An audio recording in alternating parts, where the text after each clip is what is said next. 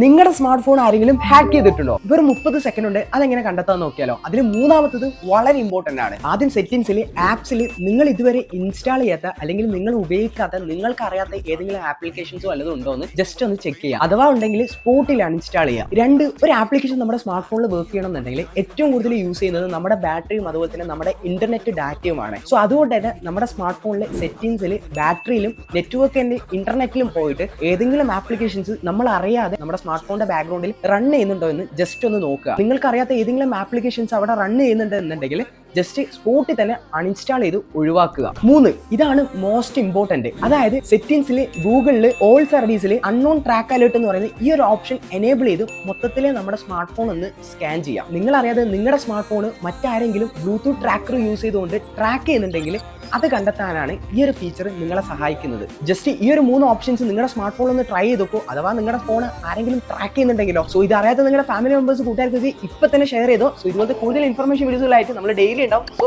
Subscribe and follow.